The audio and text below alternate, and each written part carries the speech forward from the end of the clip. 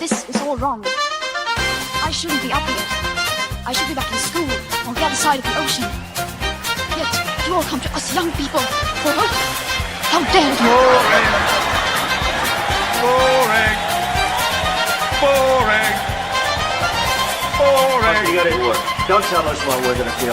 We're trying to solve a problem. Don't tell us what we're going to feel. I'm not telling you. Because you're in no position to dictate that. Remember what you're doing. You're in no position to dictate what we're going to feel.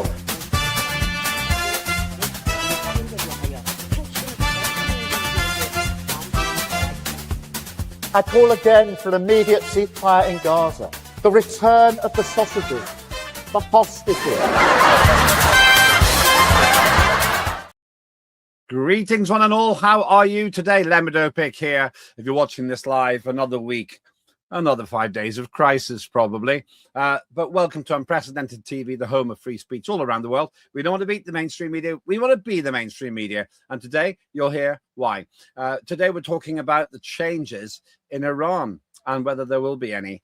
And also, why has the media been covering it the way they have?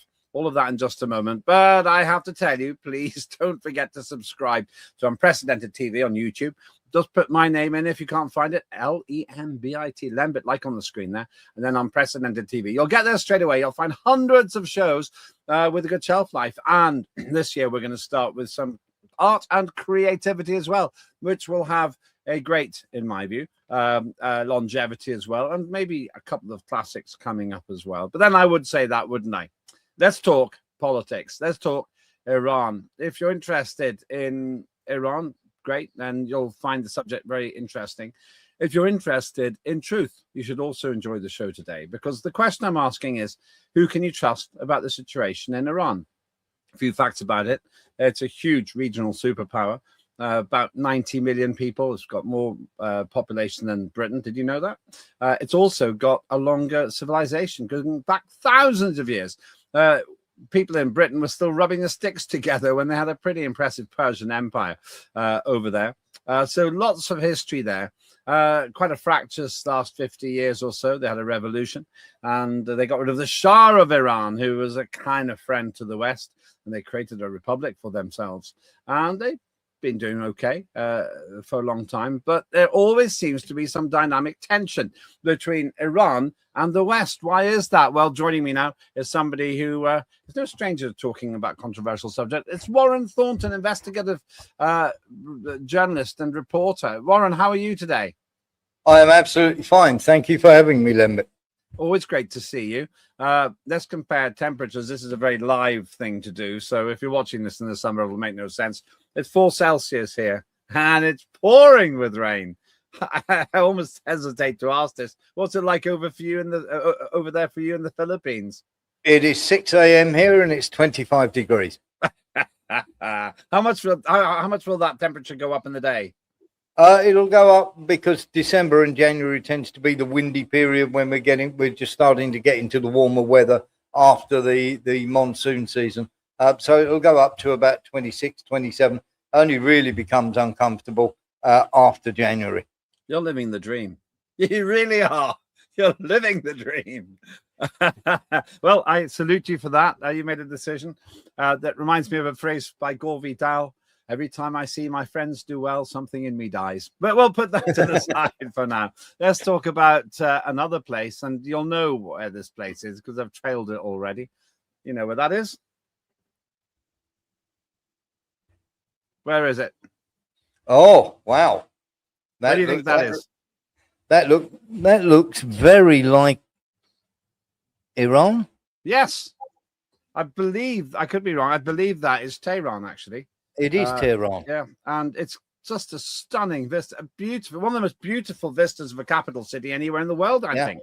I haven't had the pleasure of going there, not yet, but I know a lot of Iranians and I'm very fond of them, actually.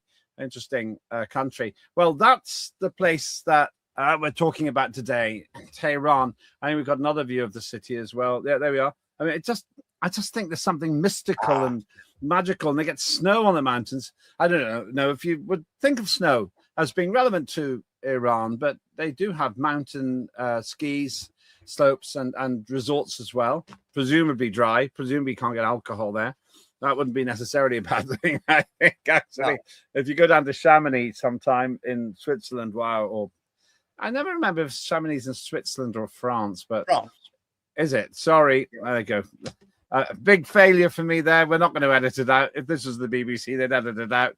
But we're not going to do that. Okay, I've been to Chamonix, and I suppose it makes sense because they were speaking French there. There's an awful lot of après-ski going on there. I suspect not quite so much in Tehran, but they've been in the news for another reason, haven't they? Now, these riots and demonstrations have been widely reported if you're watching this live. If you're watching it in the archive, you'll be able to see how accurately we're talking about circumstances there in Tehran. But long and the short of it is, Warren, the Western media seem absolutely obsessed with suggesting that the country's government and leadership are on the ropes. What's your take on this? No, it's simply not the case. Now, what happens is you get the protests. Now, what happens is you allow NGOs into your country. And of course, America have just taken over the Zangezur corridor, which is the Armenia-Azerbaijan little corridor in between the two countries that sits at the top of the north of Iran. And it's, how can I put it? It is run by not only the oil companies, but paramilitary companies are also in there.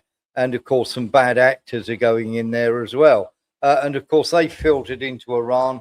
The usual thing when you have an NGO, of course, they pump lots of money in them. People start to have these so-called peaceful protests, which don't last for long.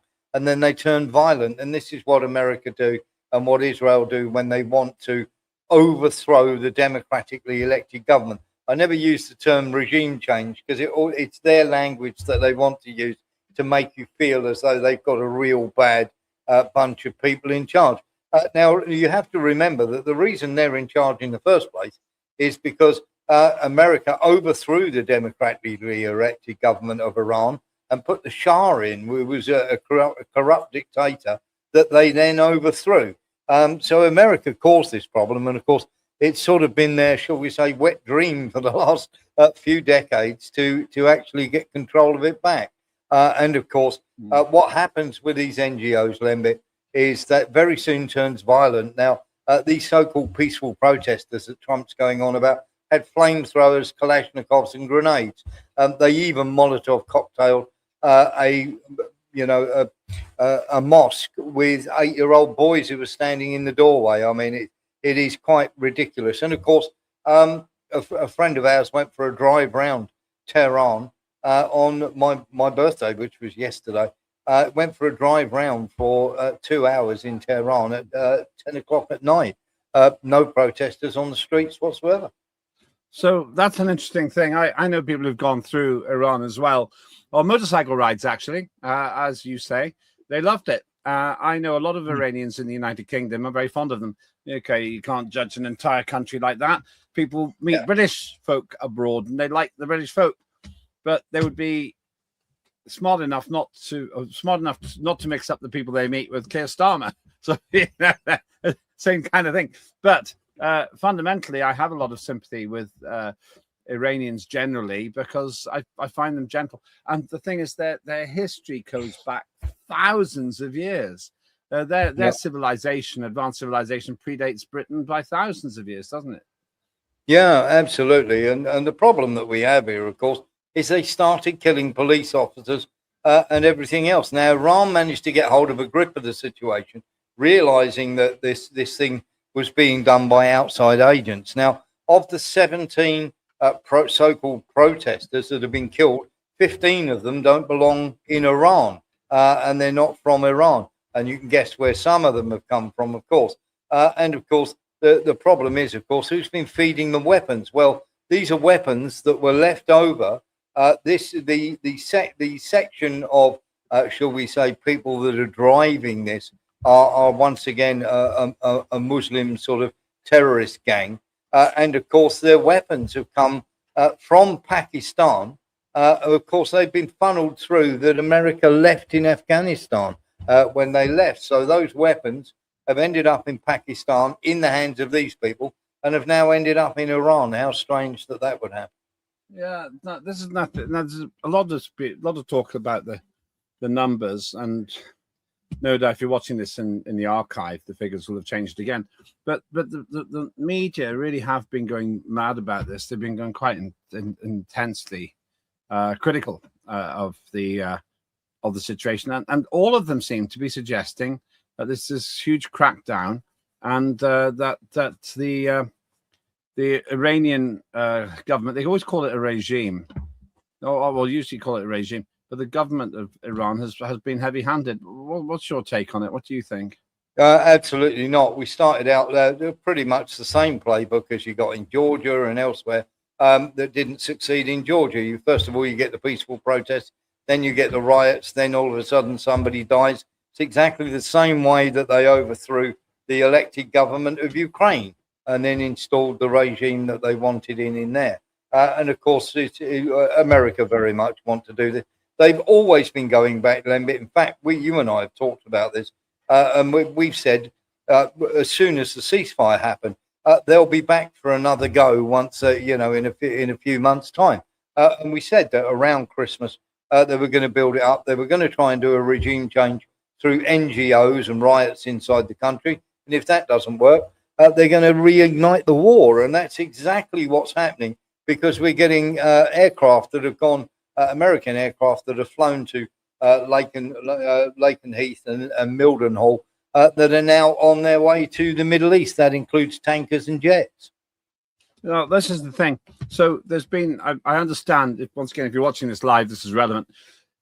If you're watching it from the archive, you'll be able to find out and determine if what we're saying is correct or not. But there's been a build-up of air power in Britain.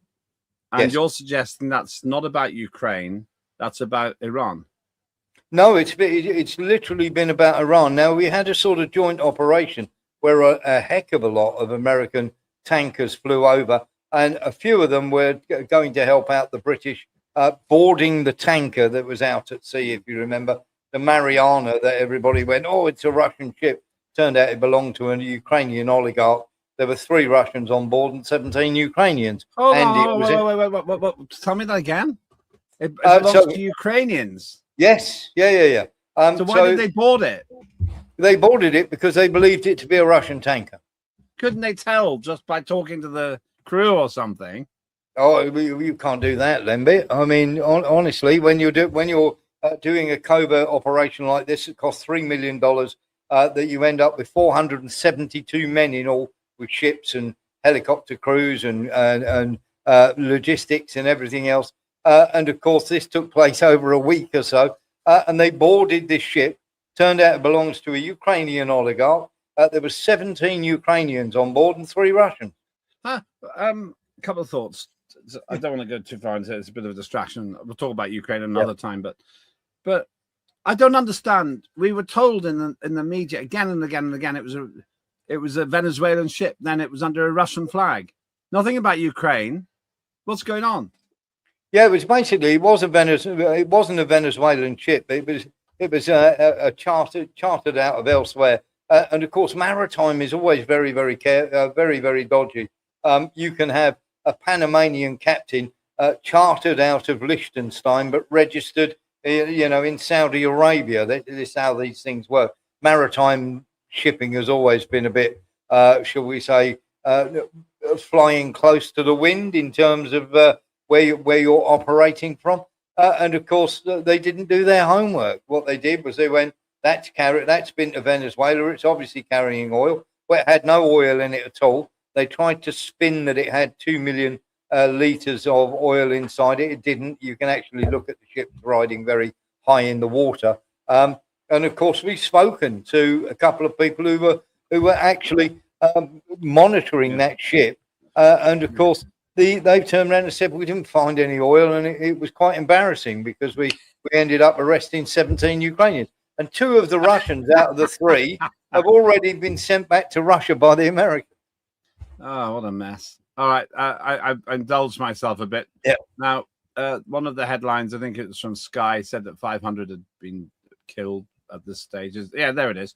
More than 500 killed in Iran, US rights group says, as president accuses terrorists of starting chaos and disorder. The US-based human rights activist news agency said earlier on Sunday, that's 11th of January, if you're watching this in the future, that most of the victims are killed by live ammunition or pellet gun fired predominantly from close range.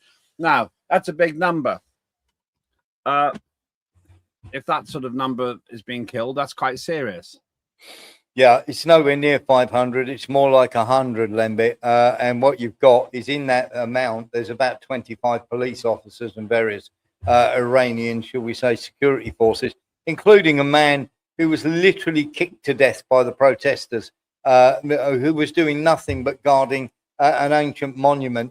They set fire to God knows how many ancient monuments. These things always turn violent, and they're looking to violently overthrow the government. These are paid actors who do this, Lembit. And of course, the whole idea is regime change. They haven't gone after, they haven't gone after anything else. The whole idea, even the 12-day war, was about getting the Ayatollah overthrown. It wasn't about, just completely blitzing the country so it wouldn't be able to defend itself. And in fact, America used 12% of all the missiles they have, giving them to Israel and firing them. And of course, by then, America are very much was like, no, we'll have a ceasefire, because Iran went, there's your base in Qatar, we'll hit it. And that was a real shock, because it took out a radar center. And of course, the Iranians have now turned around and said, if you come for us, we've got even more toys given to them by the Russians. And the Chinese have offered them all the help they need, including military. Yeah, that's right. There's one of the headlines, actually, which is relevant to what you're saying. Iran warns it will retaliate if U.S. strikes or attacks as hundreds killed in protest. That's quite a direct statement, and it's an understandable one, I suppose, certainly from the Iranian point of view. After the break, I want to talk more about where we stand in the geopolitics. I also want to take a deep dive with you into the extent to which we can trust what journalists and reporters are saying. You're watching me, Lembit Öpik, here on Unprecedented TV on Lembit Öpik Live, and we're talking about something which is rather serious, the situation in Iran, but also how it's being reported. Somebody else who gives us very good advice and very good news reviews is Tim Scott from Tim Scott Uncancelled. He is the Supremo at the Freedom Association, fantastic liberty-based organization. What's this?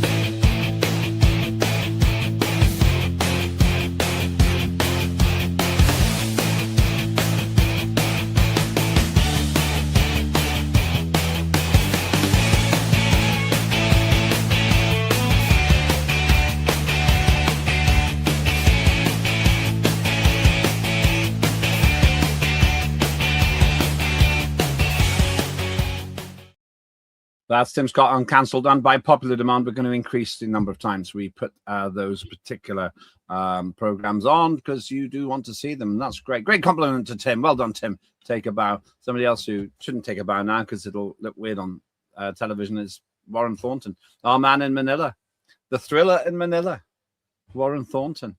You like living there, don't you? I love it. It was I don't mean to be awful to anybody, and I love Great Britain, but it was the greatest thing I ever did was move here. Well, we won't be moving. Neither you nor I will be moving to Ukraine or Iran anytime soon. Let's get back to that headline again. Let's talk about the way that the press covers this. More than 500 killed in Iran. Now, you dispute the figures. I want to dispute the level of objectivity that we're getting. I don't think that we're getting objective coverage of this, because when you watch the state-sponsored British Broadcasting Corporation, they make the assumption that the regime is bad. They use the word regime. They don't say the leaders in Iran or anything like that. It's always regime and so forth. And these people are becoming brave, and they implicitly big them up. What do you think about the situation there? To what extent do you think that actually something will come of this without external intervention? We'll talk about external intervention in a minute. Well, nothing will come of it now, because Iran have got a grip of it, and they've actually killed a lot of these outside agitators. There has been gunfire, of course, and they've killed a lot of them. But to get to your point Nothing will come of it now. This is why America and Israel will be pushing for strikes on Iran, because their little coup plot has not materialized, and it hasn't worked. And of course, this is now being fueled in the media. You've only got to look you go onto X or a couple of other platforms and see how many people are backing Israel quite without any. They've never been to Iran in their lives, but they're backing Israel, and that should tell you where you are. I mean, of six of them, the biggest internet companies have a CEO who is definitely Jewish or Israeli or Zionist, whatever you want to call them. But of course, the media is absolutely overrun with Israel. The Senate, of course, in America we know that the AIPAC lobby is unbelievably strong. I think tell us what AIPAC is. Just explain AIPAC. This is it's the Israel lobby giving money to America, or getting money from America and lobbying America to look after Israel's interests. And they have an awful lot of money to spread around. So many of the senators get money from the Israel lobby, which is given to them in the first place by America, which sounds absolutely crazy. I'm always very careful not to mix up Israel, which is a country, with Judaism, which is a religion. Yes. In the same way that I don't think that you should condemn all Catholics because Tony Blair started an illegal war jointly started an illegal war in Iraq. But I get your point there. One thing is the coverage has been quite intense. They've been showing us picture and video and scene after scene of people wanting to free Iran and so forth. I would be willing to bet almost every person who's reporting has never been, these news anchors and the people who write their scripts probably never been to Iran. And I'm just wondering if there's a deeper agenda here where the mainstream media in the West kind of wants Iran to change because they don't understand it. And they think that their way is better. Let's be absolutely frank here.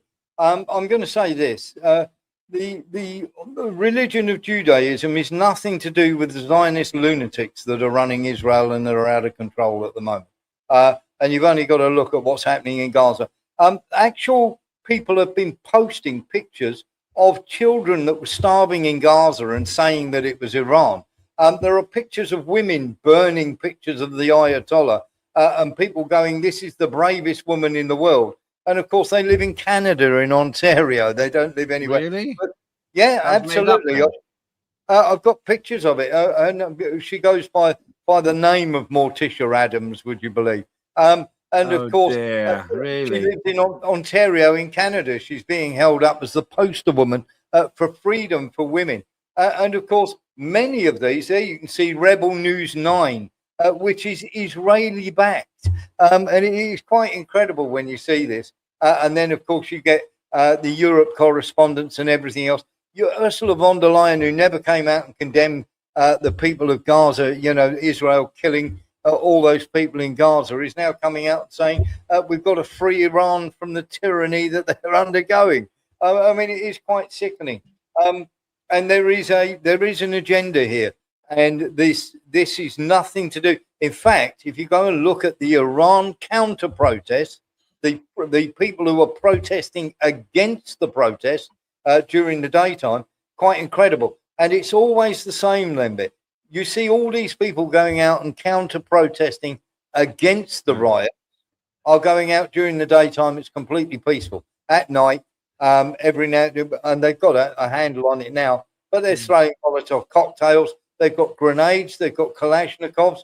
One of them even had a flamethrower, Lembit. How did they manage to get their hands on that? A lot of pictures like this suggesting that this is the rise of women's rights and so forth. And this, all right. up. Well, the problem with the whole thing is, Warren, this is my opinion. As I say, I've worked with Iranians quite closely since I was actually a member of parliament. I actually had a lot of meetings with the Iranians about human rights, and they cooperated and they released a lot of people from prison, Baha'is mainly, because I was the chair of the All Party Baha'i group, and I found them agreeable. They're people you can do business with. You can talk to them. And Yes. the idea that you demonize these people as ogres, the way that the West used to demonize Russians and are doing it again now, it's worrisome to me, because it means that the media itself, perhaps not even always on purpose, is nevertheless presenting bias. Oh yeah, absolutely. I mean, if you've ever been to Iran, and I've been, you can go to cafes there. There's people without scarves over their heads and everything, perfectly normal. They look like perfectly normal women, not that people with with scarves on their head. You can choose to wear one. You can choose not to. You haven't got women walking miles behind men, and they're all dressed up like some sort of letterbox or something. It's not the case. Everybody goes out. They're being perfectly normal. There's a cafe culture at night because it's nice and warm there. So obviously you can go and sit in a cafe and you can eat and drink, and they're perfectly lovely people. Yeah. I want to go back to what you said about Iran's, and what I said about Iran's importance. It's a huge country. There we are. Yes. So Iraq on one side, they had a very bloody war. Where on that time, I think we were on the Iraq side, and then we were not on Iraq side. Now on the Iraq side again. You know, Saudi Arabia, Afghanistan, Pakistan.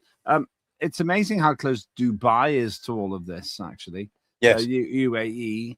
I believe that you can actually see Iran from the United Arab, from Dubai. I think that's the bit that you can see actually. Yes, sticking out there. I can't remember exactly what the geography of the place is, even though I've been there many times. Shame on me. But Iran is enormous, and it seems to be actually a moderating force, in my opinion. In my opinion, yes. When America goes in and sets up things and accidentally creates ISIS, or ISIL as they were called in the end, Iran's the General Soleimani, who was actually assassinated by the Americans.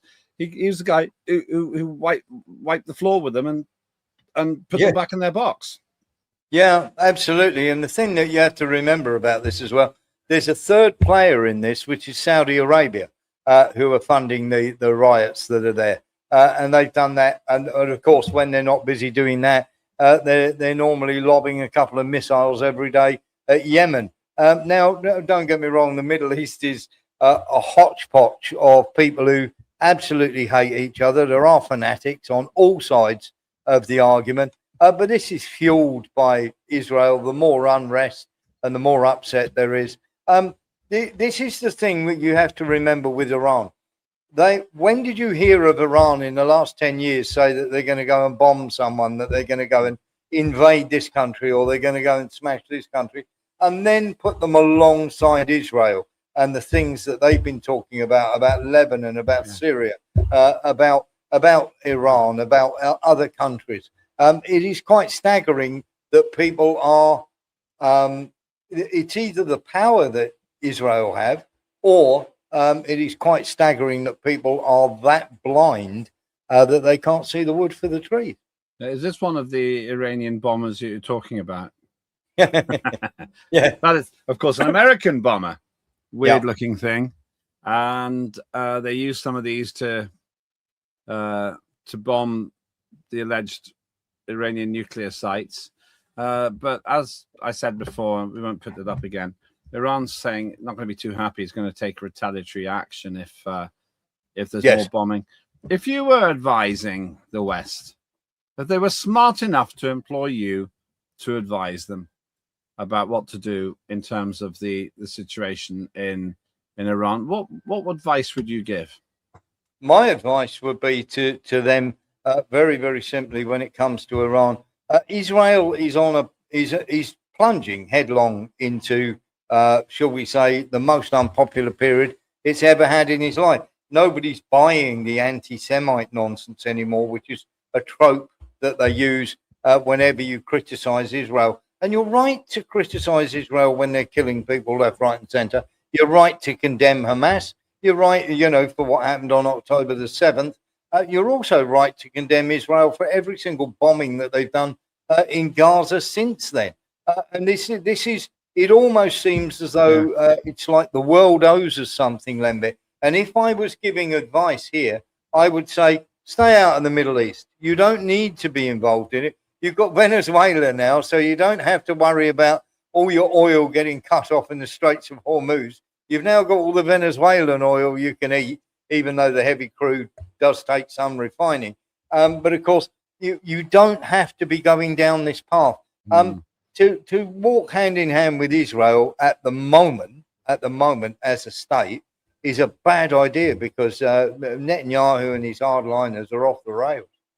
And I want to finish. We haven't got much time left. I want to finish on this subject about something else. Iran's got powerful friends. Yes, Vladimir Putin and the Iranian leadership do get on quite well, and obviously, to use a phrase I don't like very much, but it's accurate. When it comes to Ukraine, Putin's having quite a good war. He don't want to be having a war. He wants to get his goals through peaceful means. But he said, if I can't do it peacefully, then we'll do it militarily. And I have no doubt this is immensely helpful to Iran, to Russia, in terms of understanding modern warfare and developing their weapons. Yes. I worry that if we poke Iran too much, if we poke it in a substantial way, Iran will say, look, Vladimir, let's just talk about the future here. And you know very well, Warren, from my chats on your shows, that I think that the future is slipping away from the Western hegemony, the Western empire, in the hands of India and China and Russia. And it's pretty handy to have 90 million people in Iran on your side as well, isn't it? Yeah, absolutely. And this is what they want to do. They want to, they've driven, the idiotic policies have driven Russia and China closer together. Destabilizing and completely overthrowing Iran would be something that would be enormously helpful to America and to Israel and to the West in general. But it's not going to happen, because China are going to give them all the help they need militarily. And remember that the Russians have also given now the S-300, S-400 integrated air defense system. So America are going to find it slightly different when they go back this time, if they go straying into the wrong place. And of course, China have the capabilities to strike from long distance. But this time, hopefully, rather than Putin having a calming hand on the shoulder of the Iranians, he'll just let them off the leash. And Israel will rue the day if they do this, and America do the strikes. And everything points to this, because we've got aircraft that are leaving the UK and heading out to the Middle East. When Iran look back at this, and Iran have just turned around and said, we will take the gloves off, remember that the Russians will be operating that S-300, S-400 system for them, because it takes about 2 years to train them up.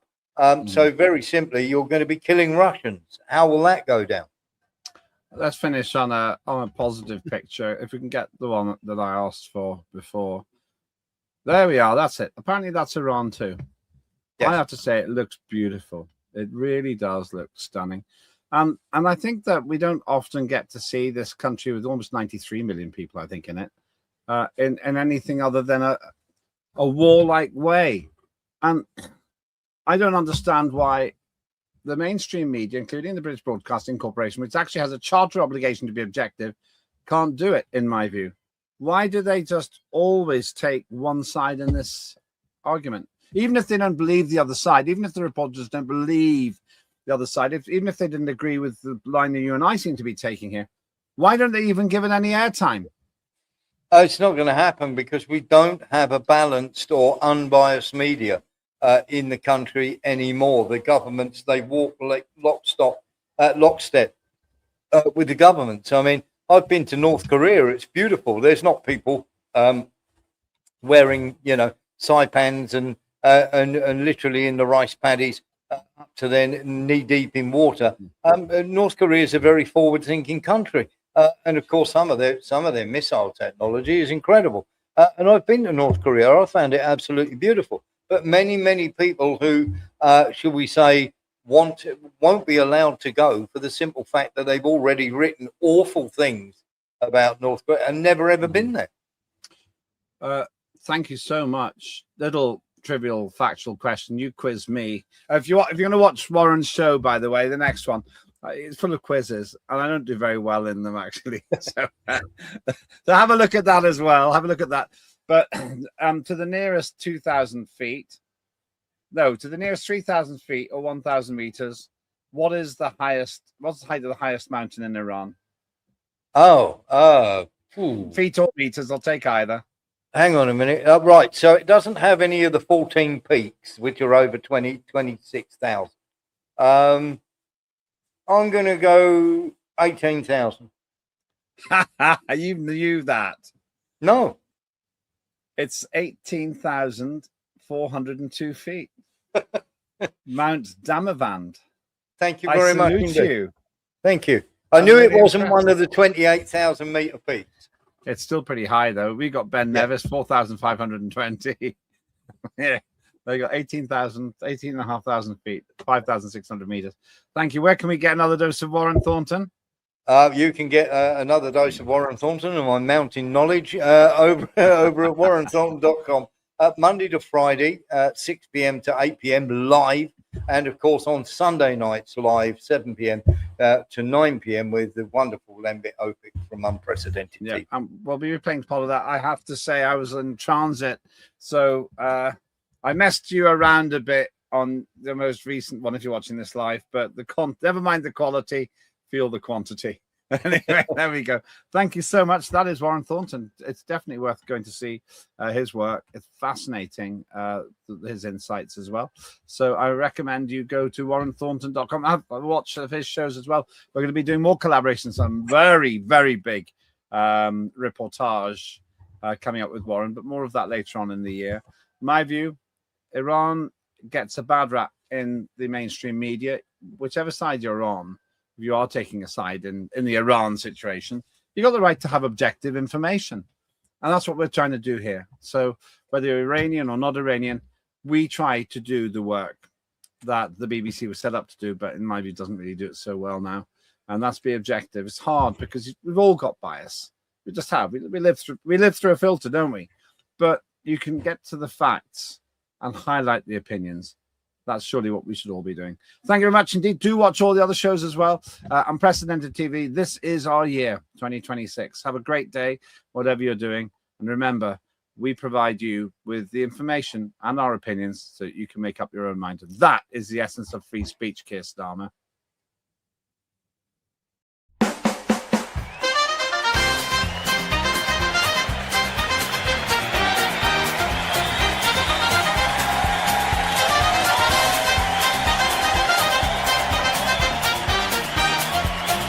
Immediate ceasefire in Gaza.